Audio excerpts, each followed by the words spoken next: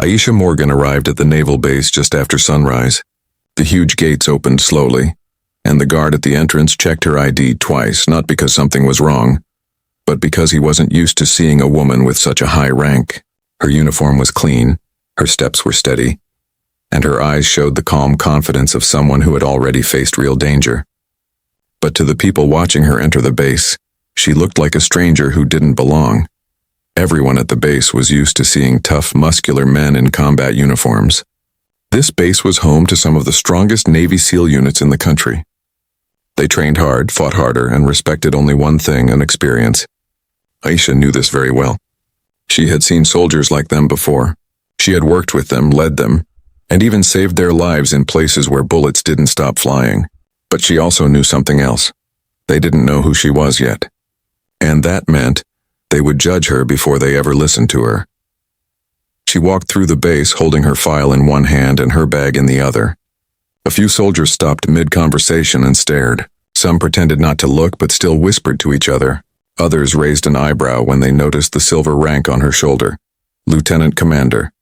That was not a small position. It was a rank higher than most of the men on the base. But instead of respect, she received surprise, confusion, and quiet disbelief. One soldier muttered under his breath, "A woman?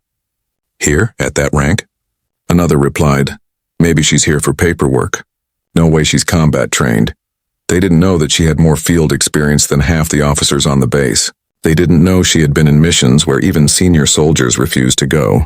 They didn't know she had medals stored away, not in her drawer but in military history. But Aisha didn't react. She didn't stop to correct them, didn't try to prove herself, and didn't show even a second of weakness. She simply kept walking, her expression calm as if she had heard these comments 1,000 times before, and maybe she had. Inside the main office, she handed over her file to the duty officer. He looked at her name, then at her rank, then back at her. "You're the new operations leader?" he asked, still unsure. "Yes," she replied simply. He nodded, but his eyes still showed doubt. Aisha didn't blame him. She was used to it. Every new location, every new team, every new mission, the first reaction was always the same. Doubt first, respect later. As she left the office, she passed by a group of Navy SEALs in training gear. They were laughing loudly, joking around after a morning workout. One of them, bigger and louder than the rest, stopped when he saw her. His name was Senior Chief Logan Hayes, a man known for being fearless, ruthless, and brutally honest. The type of soldier who respected no one unless they proved themselves in battle. He looked her up and down, not even trying to hide the smirk on his face. His team followed his gaze, and suddenly all the laughter stopped. The air shifted. Aisha could feel it, but she didn't slow down. Logan leaned slightly toward his team and whispered loudly on purpose, "Looks like someone's lost. That rank can't be real." Another SEAL chuckled. "Maybe she's here to give us a lecture on how to fold uniforms." They all laughed. Aisha heard every word, but not a single muscle in her face moved. She did not glare at them, did not argue, and did not try to defend herself. She simply walked past, quiet, confident, and in control, because she knew something they didn't. In a few hours, she wouldn't just be a woman walking through the base. She would be the officer giving them orders. She would be the one standing in front of the room, briefing them on a mission none of them were prepared for. And the same men who laughed at her would soon stand up straight, salute her, and wait for her command, not because she demanded respect, but because she earned it. But for now, Aisha let them wonder, let them guess, let them laugh, because she knew what was coming next. Respect always arrived late, but when it did, it stayed forever. The news about Aisha's arrival spread through the base faster than any official announcement. By afternoon, almost everyone had heard that a woman with a high rank had been assigned to the operations division. But the reactions were not welcoming. Most soldiers didn't say anything openly, but their expressions, their jokes, and their whispers told the real story. They didn't believe she belonged there. In the dining hall, a few SEALs sat together eating and talking. Their voices were low, but their opinions were sharp. "You really think she earned that rank?"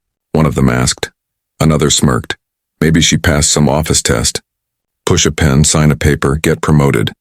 Someone else added, "I bet she's never even been in a firefight." They didn't know that Aisha had survived more than one gun battle.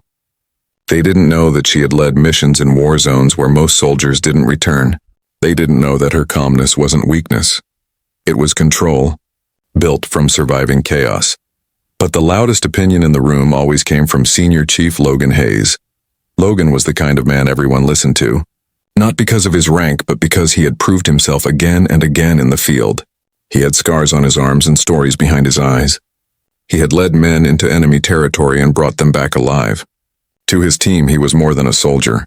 He was a symbol of strength. So when he spoke about Aisha, the others listened. "She won't last here," Logan said confidently. "Commanders like her get nervous when things turn real. Let her lead one mission, she'll fall apart." The team nodded, not because they knew it was true, but because Logan believed it. And if Logan believed it, then it must be right. But there was one thing Logan didn't accept. He didn't like being wrong. The more he saw Aisha walk around the base, the more it bothered him. She didn't look scared, she didn't look unsure, and she didn't try to impress anyone. She walked like she had nothing to prove, and that confidence made him even more curious. One evening, the team sat outside after training. Logan leaned back and said, "Watch. She'll probably get reassigned once command realizes she can't handle a combat unit." Another SEAL joked, "Maybe she'll start teaching us how to decorate the office." Laughter followed, but not from everyone. Among the group was a younger soldier named Ortiz. He wasn't as experienced as the others, but he was observant. He had noticed something different in Aisha's walk, something he had only seen in soldiers who had been to real war. "Maybe we're judging too fast," Ortiz said quietly. The others turned to him with disbelief. "You serious?" one asked. Ortiz shrugged. "She doesn't act like someone scared. She acts like someone who's already done more than we think." Logan's face hardened. "You don't earn respect here with a walk. You earn it with skill. You earn it on missions, not in hallways." The others nodded again, but deep down, a small doubt had already entered the room. Not about Aisha, but about everything they didn't know about her. Later that night, Logan opened his locker and stared at a photo inside. His old team, the ones he had led years ago. Some of those men weren't alive anymore. He remembered the missions, the bullets, the fear, the decisions he had to make in seconds. He felt a familiar fire in his chest, the fire of a soldier who didn't trust easily. If Aisha Morgan wanted respect, she would have to earn it. Not with her rank, not with her medals, not with her calm voice, but with action. And Logan was ready to watch her fail. What he didn't know was that Aisha had already heard every word spoken about her. She had seen soldiers like Logan before, proud, experienced, respected. And she had earned the respect of men just like him, not by fighting them, but by fighting beside them. She didn't come to the base to prove she was strong. She came to prove what real strength looks like. And soon, Logan and the whole base would see it. They thought they already knew her story, but her story hadn't even started yet. Logan and his team were on their way back from the training field when they saw Aisha again. This time she was standing near the mission board checking the schedule. The SEALs were already in a joking mood, and seeing her there made it even easier for them to start mocking. Logan walked past her slowly, pretending not to care, then stopped and turned around with a fake friendly smile. "So, Commander," he said, dragging the word in a sarcastic tone, "what's your real job here? You handling office coffee or leading paperwork missions?" The other SEALs laughed. One of them added, "Yeah, maybe she's here to teach us how to file reports alphabetically." Another said, "Or maybe she's the new uniform inspection boss." The jokes got louder, sharper, and more insulting. They didn't even try to lower their voices. They wanted her to hear it. They wanted her to react, but Aisha didn't. She looked at Logan, her face calm, eyes steady, and said nothing. No anger, no fear, no expression at all. She simply gave a small, respectful nod like she was acknowledging the words but not accepting them. That reaction confused the SEALs more than if she had shouted back. Logan narrowed his eyes. He was expecting her to defend herself, to argue, or at least show some kind of emotion. But she didn't. She stood still like a mountain, silent, solid, unshaken. "Nothing to say, Commander?" he asked again, this time louder. "Or do you only speak in meetings?" Still no reaction. The silence felt heavier than any insult. Finally, Aisha spoke, but only 4 calm words. "We'll see about that." Her voice wasn't angry, wasn't scared. It was confident. The kind of confidence that people don't get from training books, but from real battlefields. The kind of confidence that comes from doing something dangerous and surviving it. The SEALs didn't understand it yet. But Logan felt something, a tiny shift inside him. He couldn't explain it, but something about her tone didn't match the picture he had in his mind. He shook the thought away. She's just trying to act tough, he told himself. But even as he turned to walk away, he noticed something strange happening around them. A few junior soldiers were watching in silence, not laughing, not joining in. They weren't mocking her. They were observing, carefully, as if they already suspected something the SEALs didn't. Once Aisha left, one of the soldiers said quietly, "She didn't get angry at all. It's like she expected it."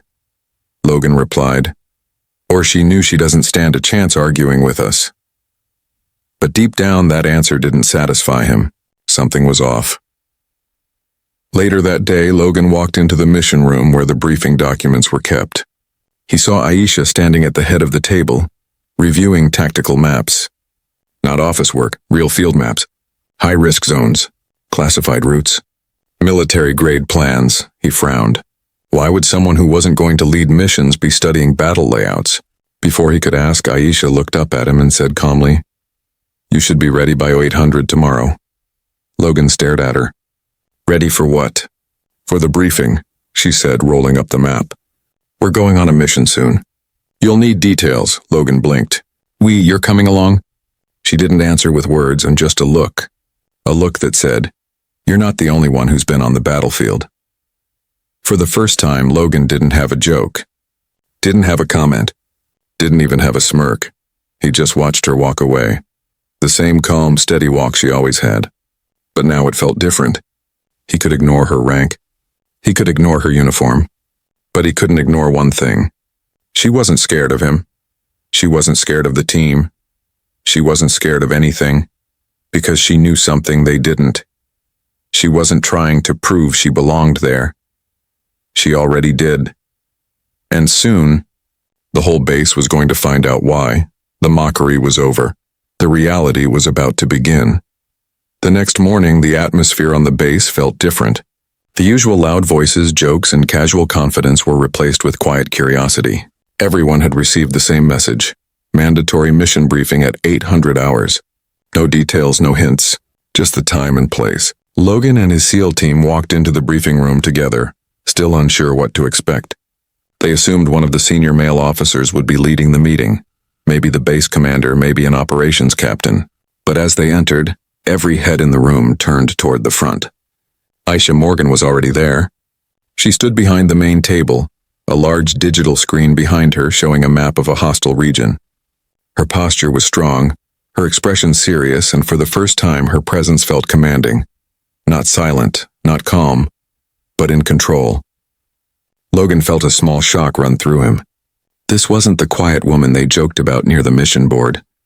This was someone who looked like she had stood in rooms like this hundreds of times before, and made decisions that changed lives. The room was full, SEALs, officers, strategists, and communication staff. But the moment Aisha turned on the briefing screen, everyone fell silent. Without raising her voice, she said, "Good morning. From today, I will be leading the tactical planning for Operation Steel Veil." Not assisting, not supporting, leading. Some soldiers exchanged quick glances. Logan's jaw tightened. He didn't like surprises, but this wasn't just a surprise. This was a shift of power. Aisha pressed a button and the screen zoomed into a marked enemy zone. "This mission," she continued, "involves a rescue operation for 2 captured U.S. intelligence officers. The location is heavily armed, the environment unstable, and the enemy is trained in guerrilla combat. We move in 78 hours. Her voice was calm, but the room felt the weight of every word. She pointed to a red circle on the map. "Entry point here. Extraction point here. I've run 3 simulations. All failed when attempted with standard protocols." Someone raised a hand. "Then what's the plan, ma'am?" Aisha didn't hesitate. "We changed the rules." That sentence changed the mood. This wasn't a basic mission. This wasn't a paper leader. This was someone who thought like a strategist and spoke like someone who had seen plans fail and still survived. Logan leaned forward, arms crossed, studying her more carefully. She continued. The enemy expects a direct assault. We'll give them something they won't expect. A divided insertion team, simultaneous angles, and a false signal to make them relocate their strongest guard unit. Her ideas weren't just bold. They were smart, calculated, and perfectly timed. Then came the moment that changed everything. The base commander stepped into the room, stood beside Aisha, and announced, "For those who don't know, Lieutenant Commander Aisha Morgan is not just your mission leader. She is the architect of 5 successful international extraction missions. She has 2 presidential citations, a Silver Star, and has served as a direct advisor in classified counter-terror operations." The room froze. Logan didn't move. Nobody breathed. Every rumor they joked about suddenly felt like broken glass in their hands. The commander continued, "If she wasn't here today, half of you wouldn't be alive. Some of you were rescued in missions she planned, you just never knew her name." Silence. No jokes, no whispers, just realization. Aisha looked around the room and said one final line. "You don't have to like me.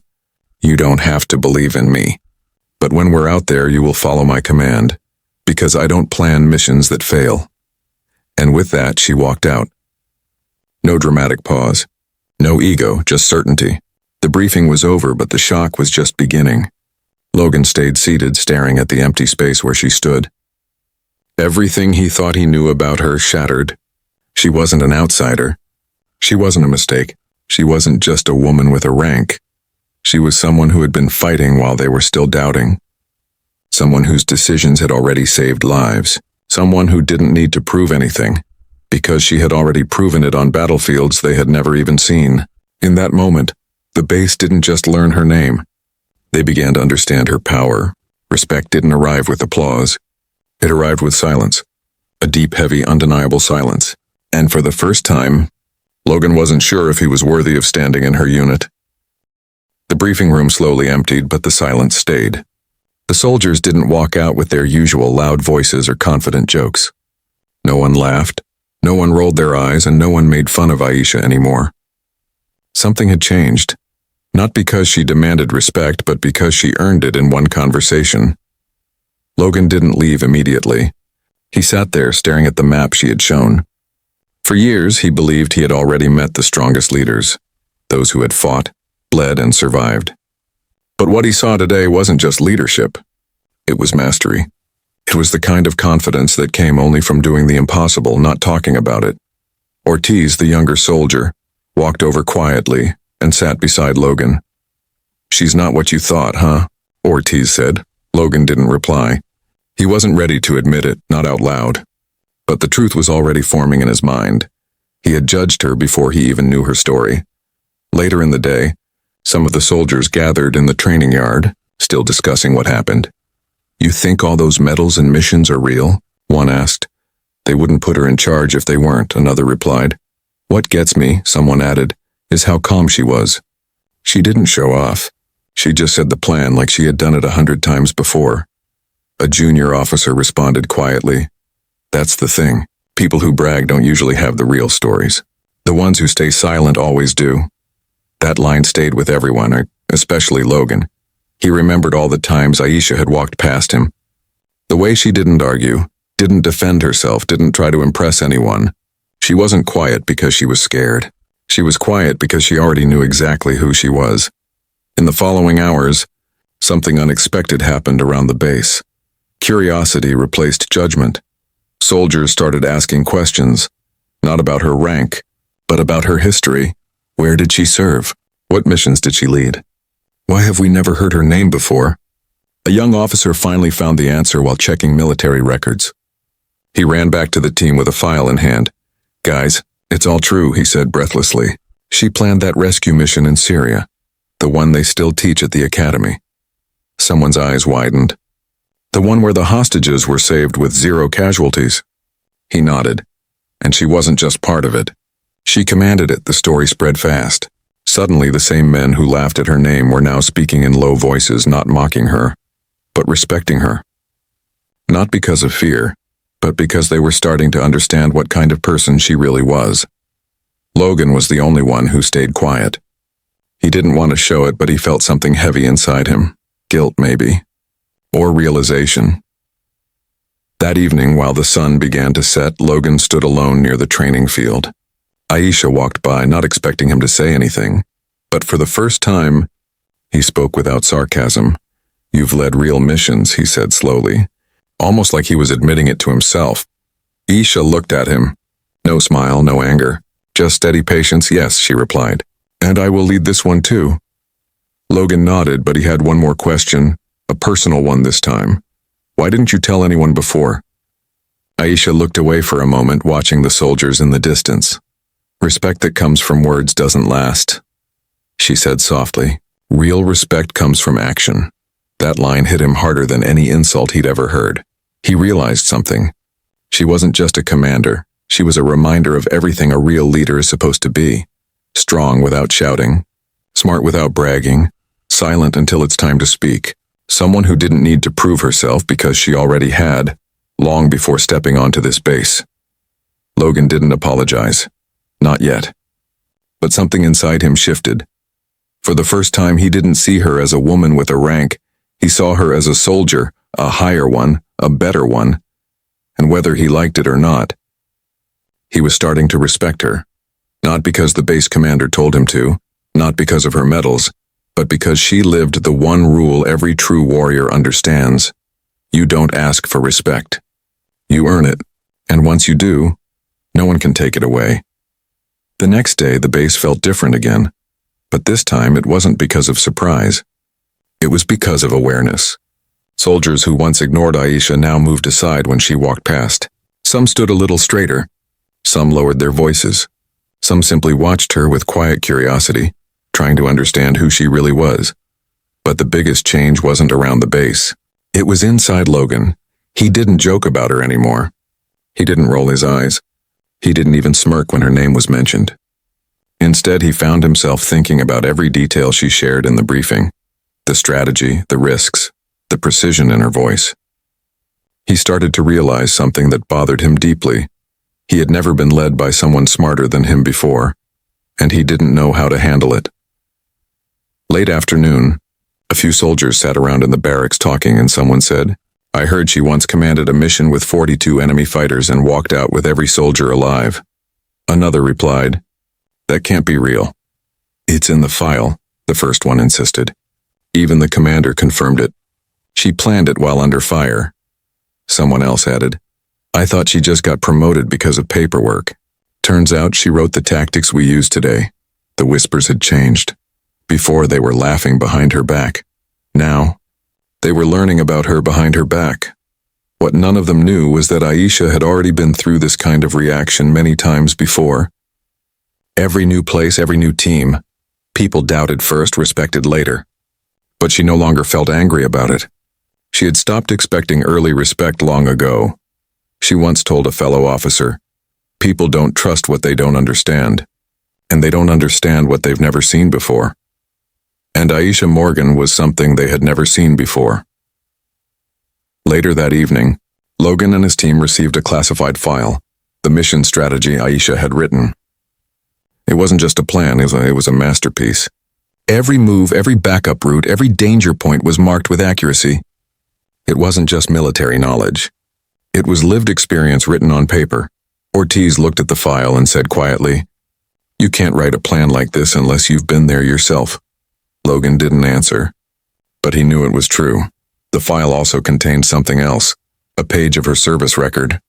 Logan didn't want to read it at first, but curiosity won.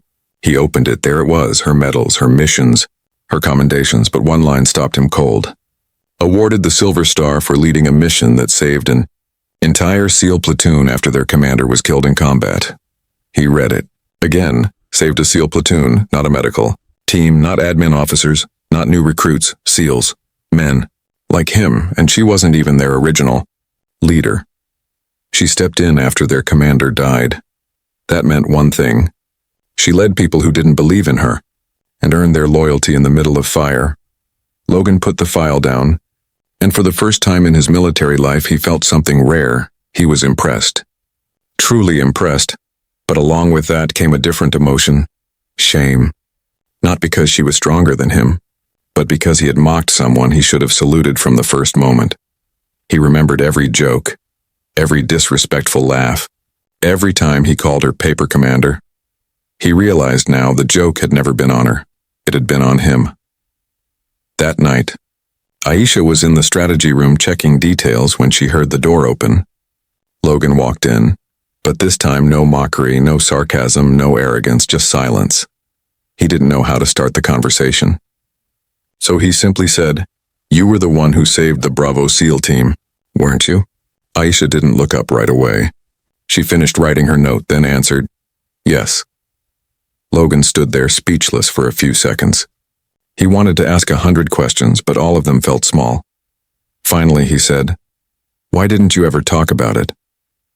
Aisha looked him in the eyes and replied gently, "Because real soldiers don't speak about what they had to do. They carry it." Logan didn't know how to reply. For the first time, he felt like a student standing in front of a teacher. It was no longer about rank. It was no longer about gender. It was about experience. It was about leadership earned in blood, not words. Logan walked out of the room, but only one sentence repeated in his mind. She saved SEALs. And tomorrow, she was going to lead him. He wasn't sure if she needed his respect, but he knew one thing now. She had it. The next morning, the atmosphere on the base felt different. People were not talking loudly. No one was laughing in the corridors, and even the soldiers who usually joked around were strangely quiet.